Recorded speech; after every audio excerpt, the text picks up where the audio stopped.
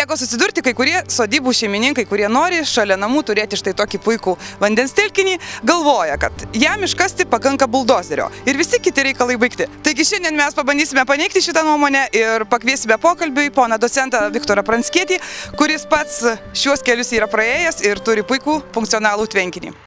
Tvenkinys tai gyvas organizmas. Netinkamai jį prižiūrint, jis gali susirgti. Gali pridygti žolių, pablogėti vandens kokybė. Apie priežiūros smulkmenas papasakosime vėliau.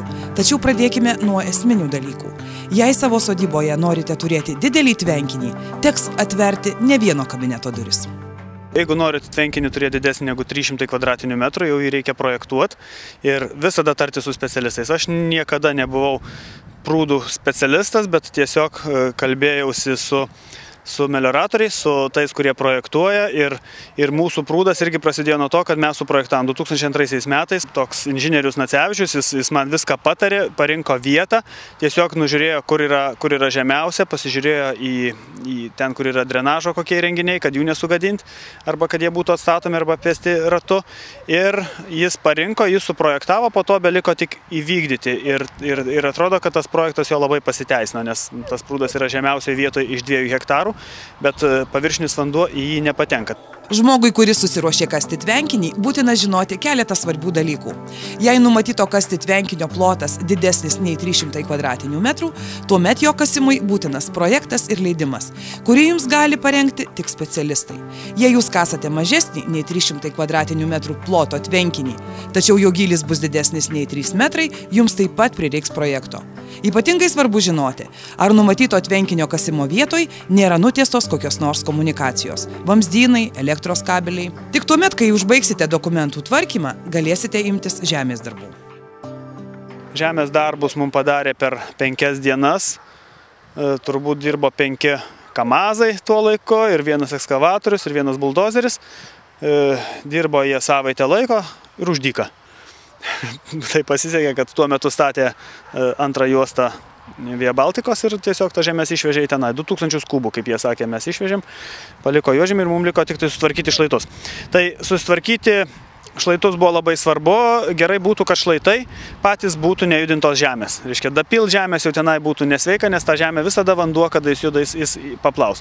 Toliau, kuo kietesnė žemė, tuo šlaitas galėtų būti statesnis, bet irgi tuo piknaudžiauti nereikia. Tai molis, tvirtas molis, jis neslenka ir gerai stovi. Jeigu tai yra juodžemis ar durpė, tai arba juos reikėtų iškasti, jeigu įmanoma keisti kitų gruntų, bet tai tada reikėtų dengti dar ir akmenukais kokiais, ar žvyrų, ar dar geriau akmenų sluoksnių tą paviršių, tai visokių tokių atsiranda bėdų. Ir žinoma, dar viena, kas būtų labai gerai, kad iš prūdo būtų galima vandenį išleisti, nes jis ir papildyti būtų gerai, ir išleisti. Aplink tvenkinį visa žemė turi būti šiek tiek pakelta, kad lietaus vanduo į jį nepatektų. Tai yra dar viena svarbi sąlyga, norintiems įsirengti vandens telkinį. Visi šlaitai jie yra truputį užlenkti į lauko pusę vėl žemyn, kad visas vanduo aplink į prūdą tiesiai nepatektų, bet eitų į žemumą ten. Ir ten žemumoje yra įrengtas į drenažą subėgimas, kad visas paviršinis vanduo susirinktų ir nutekėtų. Jeigu paviršinis vanduo patektų tiesiai į prūdą, tai tas prūdas labai daug turėtų, vadinkim, maisto medžiagų ir tada žaliuotų, dumbliai augtų ir nebūtų gražus vanduo.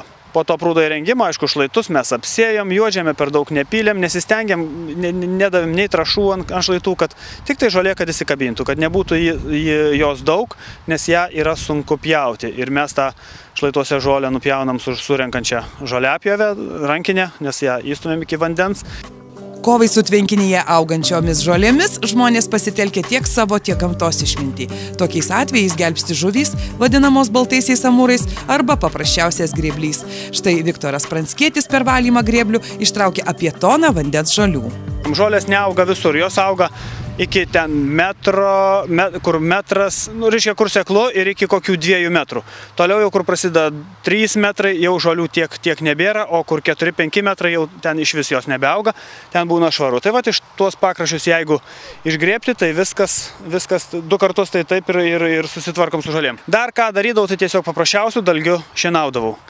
Visos vandeninės žolės labai lengvai pjaunamos, netgi su viena ranka dalgį jau, kai giliai negalima valdyti, su viena ranka jį traukiant ir to žolės nusipjauna. Tai irgi tas pats porą kartų, jeigu nupjaut, irgi jau tų žolių daug nebus. Ir dar vienas toks būtų patarimas, jeigu yra galimybė rudenį nuleisti kiek nors vandens, bent metrą. Mes tą darom, išsiurbdami vandenį natūraliu būdu. Visos vandens žolės, kada atsiranda nebe vandenį, jo sudžiūsta. Ir tada tokią gana lengvą masę galima nugriebti, išnešti ir tie šlaitai jau pavasarį būna švarūs. Neretai svajojantys turėti savo vandens telkinį sodybų šeimininkai specialistų klausia, kada tinkamiausias metas kasti tvenkinį. Ar tuomet, kai šilta ir yra daug kritulių, ar tada, kai lauke spaudžia šaltukas? Labai geras klausimas, bet mums labai pasisekė, mes jį kasėm žiemos metu. Tai pasisekė tuo, kad buvo sušalusi žemė 0,5 metro ir lygiai tiek, kiek buvo juodžemio.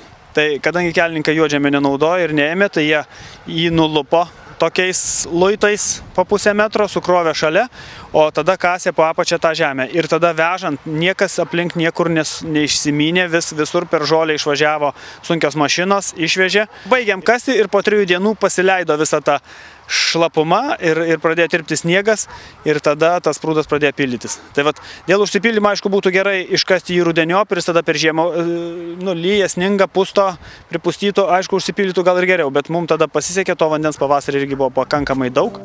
Atminkite, kad tvenkinio šlaitą galima šienauti su trimeriu, tačiau nupjauta žolė patekusi į vandens telkinį pradės pūti ir atsiradę mikroorganizmai gali pridaryti žalos. Jei kitos išeities neturite, žolę išgriebkite samteliu. Tai padaryti nėra sudėtinga, nes papūtus vėjui jie atsiras viename krante.